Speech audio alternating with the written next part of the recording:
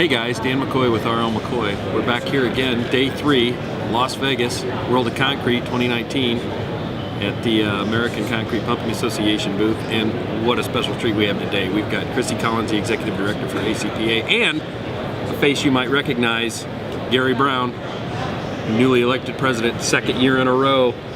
I think what's really interesting about this, and you guys have way more details than I do, is the focus that we've really put on safety.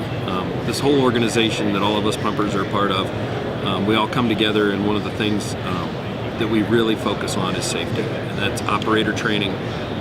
That's getting more people into the workforce. And I suppose, Chris, you want to talk about some of the things you've been doing for this last year, the things in our meeting.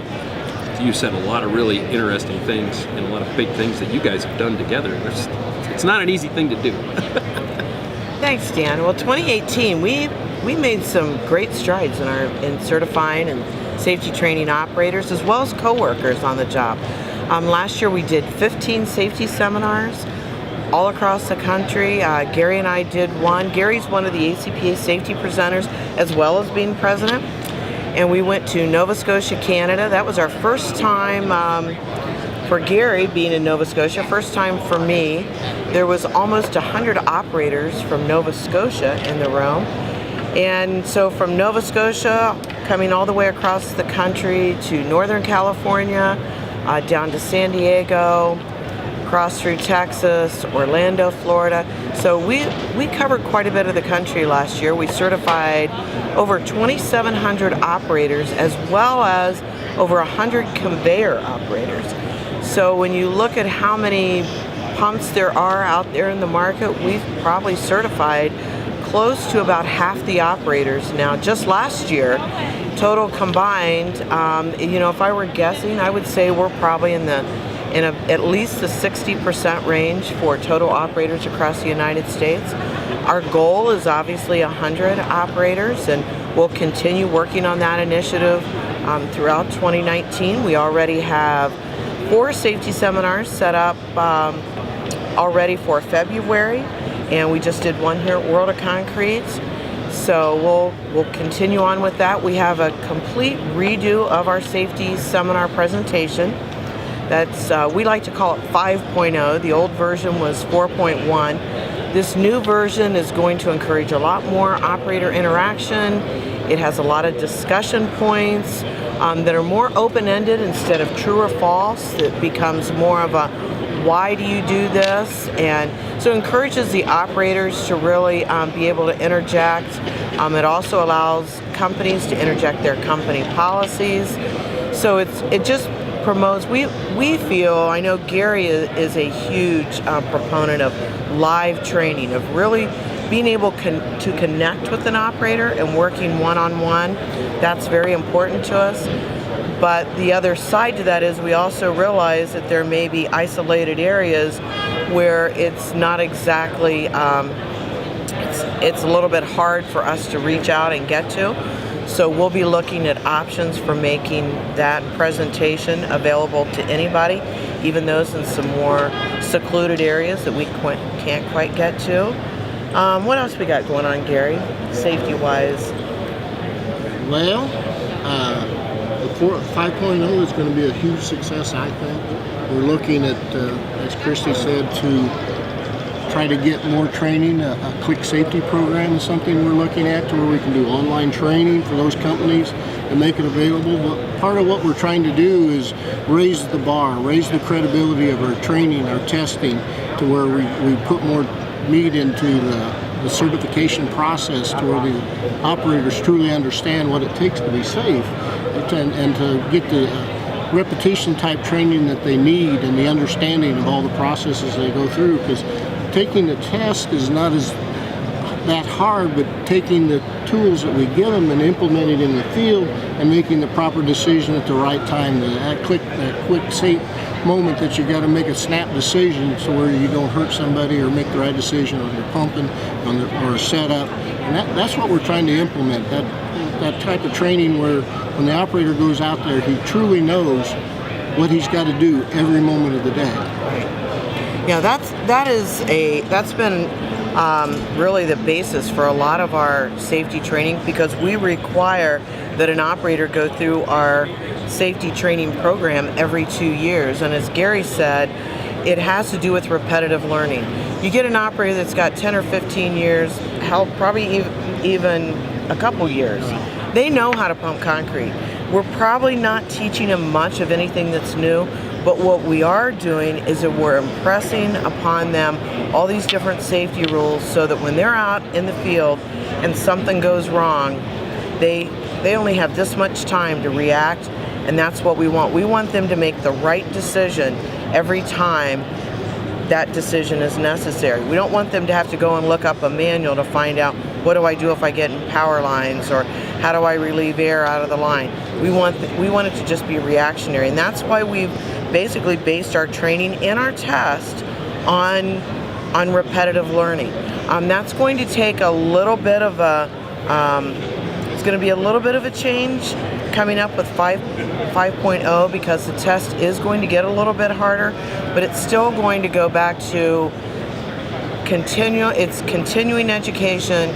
Even though we may someday even expand out how long our certification is valid, we still want them. We still feel that it's a huge benefit for them to go through the safety training at least every couple years. Optimally, we like it every year. But zero accidents are our goal, and whatever it takes to get us there. We're always open for ideas. We always look for opportunities to create new materials. This year we also released a mechanic's guide. So for people who are working or maintaining a concrete pump, there's a lot of safety rules that they need to know. And so we released that. We have a safety bulletin on hose whipping. That's got some significant changes, along with 2 new added hand signals this year. How to get away from the hose. We spread the thumbs this way, which the operator can tell the labor to get away from the hose. Once the operator knows that it's safe, he puts his thumbs inward. So even if he's not next to him, the labor knows when it's safe to go to the hose. In case it does whip, when he goes like this, he's far enough away to where he can't be hurt.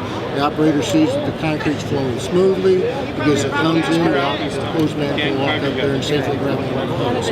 Because not all the time is the operator right there with the workers. And in some cases, there's a language barrier in today's world, so that would be something really easy that we can take them over to the signs that would be available in a couple of weeks, to where we can put on our machines. In our case now, we'll be able to update our app. Update the app, and it'll be right there. It'll be right there. So plus, you can put that decal on each one of your trucks. It's great. And I think it's important to note for something like this. This isn't just going out to concrete pumpers, but to contractors too that use us for concrete pumping, and it's very important that you know how dangerous hose whip can be. The pumpers, we see it all the time, mainly because we just do.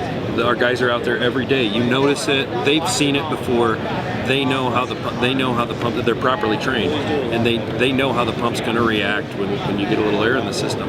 But sometimes you go out to a job, and for the first time, these guys, they don't know what a hose whip does. They're not scared. They're not used to our services. They don't understand. They don't understand. They want to grab a hold of that hose as soon as concrete starts falling out. And it may not be safe. It'll throw a 400-pound man a long ways, and I've seen it. And I've seen it. Bridge job, Big Ed got launched, and he's a big man. I've never seen it happen like that. No. And he works for us. Yeah. So constant training is drilled in, and I know you from being in the military. That's what works for you. If you train and drill it in, it eventually becomes habitual, and we've realized that on all forms. And I think it's important that even other ACPA members know, it's not just about pumping concrete where we have to be safe.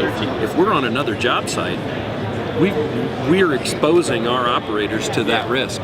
So they need to have that training too. So when you have a cluttered workspace or you have fall protection issues from customers, the operators need to experience that. Oh, we've got some other things to talk about too.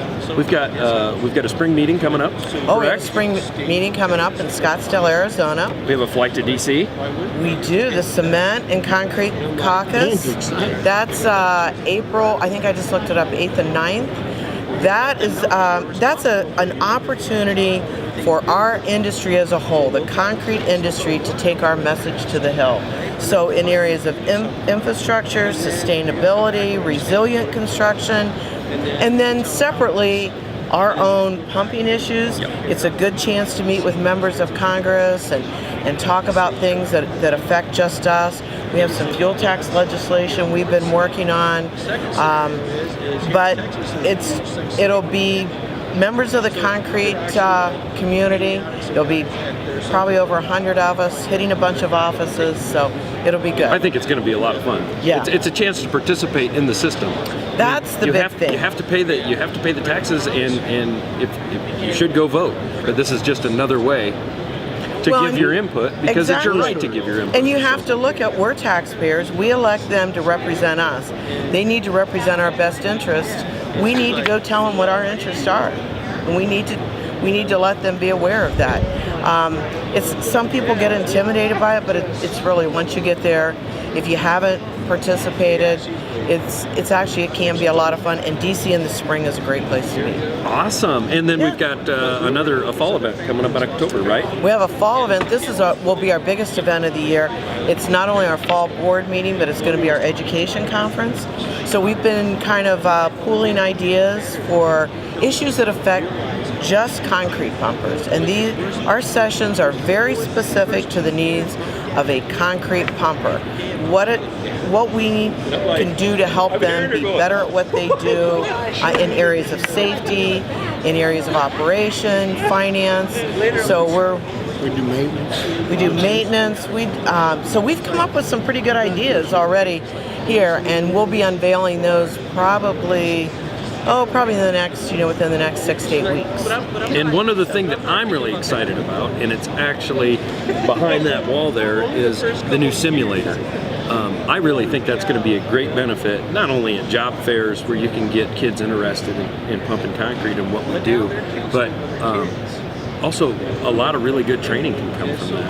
I saw the dynamics and how you can grade an operator. You can give them certain it's almost like a flight simulator anymore. You can assess an operator without the risk of damage. And Gary and I have talked about this. Anytime you get a new operator, and I'm sure other ACPA members could probably back us up, if you get a new operator, there's a learning curve, and the learning curve costs money.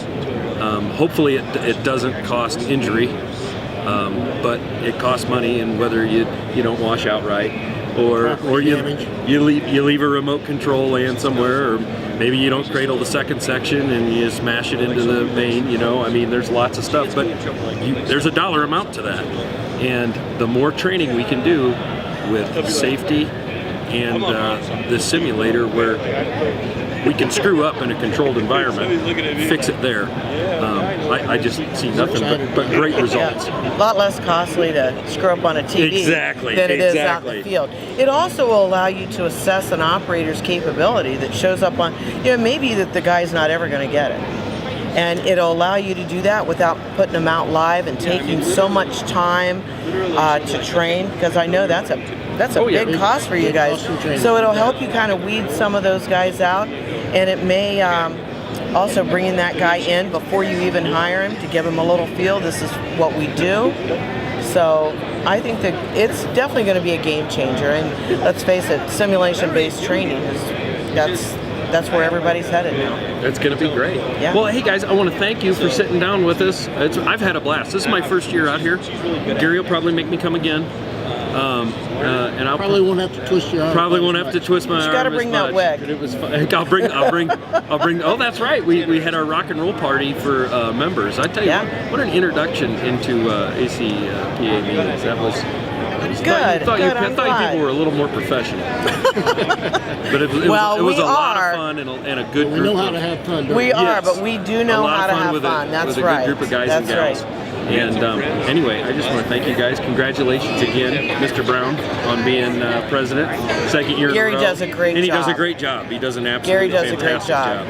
And he's always been very involved, and we appreciate that. And Christy, thanks for everything you do as an executive director, and the team that you have is just outstanding. Thank you. The I work do that have a they great do team. and everything you guys do, it really makes the organization tick. Well, thanks, Dan. We appreciate you as a member. R.L. McCoy has been such a valued member of ACPA, such a great supporter, and always that one that we know when we pick the phone up, when we call and ask for help, you guys are always right there. So very much appreciate that.